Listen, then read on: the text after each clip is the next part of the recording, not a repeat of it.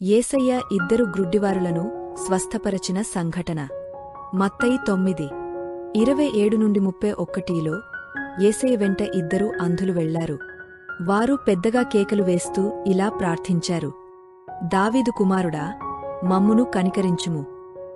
యేసయ్య ఇంటికి వచ్చిన తర్వాత వారు లోపలికి వచ్చినప్పుడు ఆయన వారిని అడిగాడు: నేను ఇది చేయగలనని మీరు నమ్ముచున్నారా? వారు అవును ప్రభువా అని నమ్మకంగా సమాధానమిచ్చారు. అప్పుడు యేసయ్య వారి కన్నులను తాకుతూ ఇలా అన్నారు: మీ విశ్వాసము చొప్పున మీకు కలుగని అని. వెంటనే వారి కన్నులు తెరువబడెను.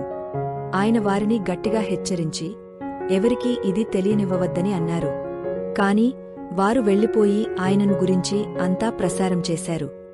యేసయ్యను విశ్వాసంతో శ్రద్ధగా అనుసరించేవారికి ఆయన శక్తిని, దయను అనుభవించే అవకాశముంటుంది.